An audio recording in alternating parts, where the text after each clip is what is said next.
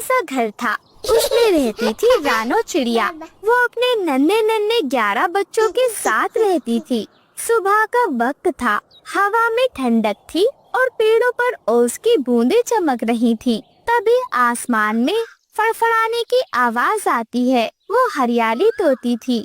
हमेशा की तरह वो अपनी चुलबुली आदत के साथ रानो चिड़िया के घोंसले के पास आई थी। अरे अरे रानो बहन, ओ रानो बहन, इतनी देर तक घर में क्यों बैठी हो? देखो, आज तो खेतों में मक्का और बाजरा बिखरा पड़ा है। किसान ने कल ही कटाई की है। आज का दिन तो जैसे हमारी दावत का दिन है। अगर अब भी तुम घर में बैठी रहोगी तो मैं कह दूंगी, रानो बहन तो असली महारानी है। अरे हरियाली बहन, तुम्हें तो हमेशा जल्दी लगी रहती है, लेकिन जरा मेरे बारे में तो सोचो।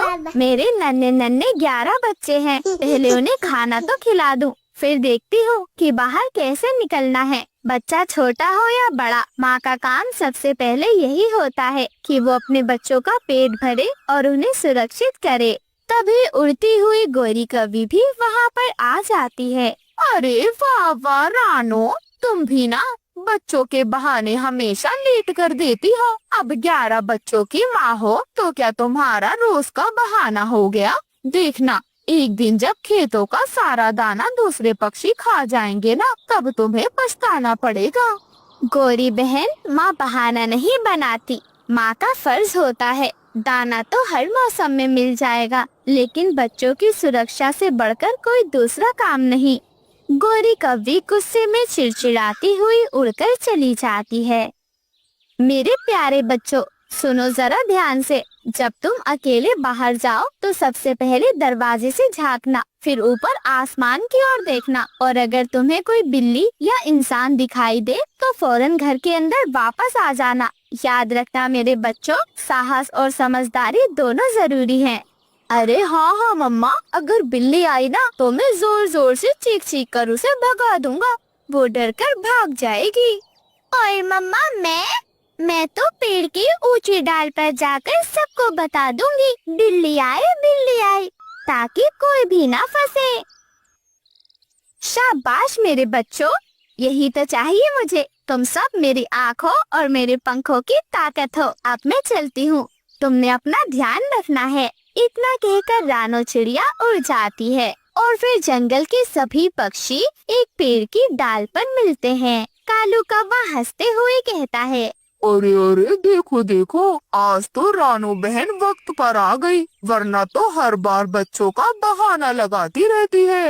अरे अरे हाँ हाँ, आज तो चमत्कार हो गया, चमत्कार। मुझे तो लग रहा था रानो ने कहीं घड़ी खरीद ली होगी। मजाक कम करो दोस्तों और ध्यान दो। मुझे कुछ अजीब सा डर लग रहा है। खेत के पास जाल भी हो सकता है और बिल्ली भी। हमें सतर्क रहना होगा। अरे हाँ, सही कह रही हो रानो, हमें पहरेदारी करनी होगी। बिल्ली बड़ी चालाक होती है, वो कभी भी हमला कर सकती है।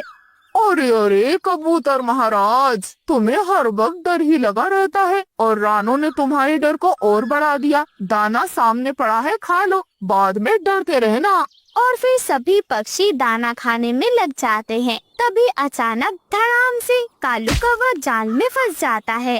अरे अरे बचाओ बचाओ, ये जाल, अरे अरे ये किसने फंसा दिया मुझे? बचाओ, कोई मेरी मदद करो।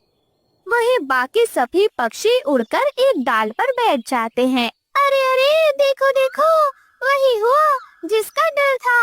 ओ भगवान, अब तो बिल्ली भी आ रही है। तभी झाड़ियों के पीछे से बिल्ली निकलती है। उसकी आंखें चमक रही थी। बिल्ली सीधे कालू कौवे के पास आ जाती है। अरे अरे अरे, वाह वाह वाह, बड़ा करता था ना। अब तो मेरे बच्चों का खाना बनेगा। मेरे बच्चे तो भूखे होंगे, अब तुझे ही खिलाऊंगी। बिल्ली बहन, मत खाओ मुझे, मैं तो काला हूँ, कड़वा हूँ, तुम्हें स्वाद नहीं मिलेगा। तुम्हारे बच्चे उल्टी कर देंगे मुझे खाकर। अरे चुप कर, आज तुझे मैं जरूर लेकर जाऊंगी। बाकी पक्षी पेड़ की डाल पर बैठे हुए बस देख रहे थे, लेकिन रानो चिड़िया के दिल में साहस था। दोस्तों, अगर हम सब मिलकर कोशिश करें तो कालू भाई को बचा सकते हैं। ऐसे डरने से कुछ भी नहीं होगा। अरे हाँ हाँ, रानू बिल्कुल सही कह रही है। हम बिल्ली को चकमा देंगे। मैं उसके कान के पास जाकर चीखूंगी और वो परेशान हो जाएगी। हाँ दोस्तों, हमें बहुत सोच समझकर ये कदम उठाना होगा। और फिर बिल्ली कालू कौवे को लेकर वहाँ से चली जाती है।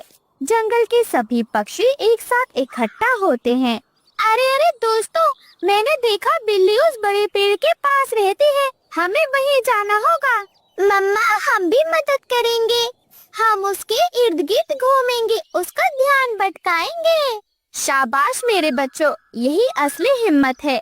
जैसे ही बिल्ली कालू कौवे का शिकार करने वाली ही थी, तभी रानो चिड़िया के 11 बच्चे जोर जोर से चिल्लाने लगे।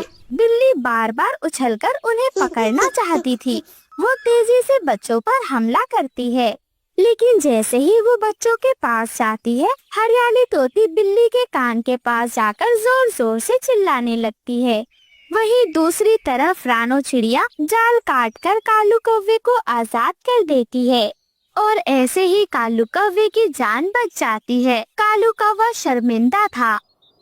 धन्यवाद दोस्तों, अगर आज तुम सब ना होते तो मैं जिंदा नहीं बचता। सच है, दोस्ती वही है जहाँ डर के साथ साथ एकजुटता भी हो। मुझे माफ कर दो अगर मैंने तुम सबकी बात सुनी होती और सावधानी बरती होती तो आज मैं यूं मुसीबत में ना फंसता। और फिर जंगल के सभी पक्षी खुशी खुशी अपने घोंसलों की ओर लौट जाते हैं। रानो चिड़िया अपने घोंसले में अपने बच्चों को शाबाशी देती है। शाबाश मेरे बच्चों, तुमने बहुत अच्छे से अपना काम किया। याद रखना मेरे बच्चों, एकता और समझदारी से बड़ी मुसीबत को टाला जा सकता है।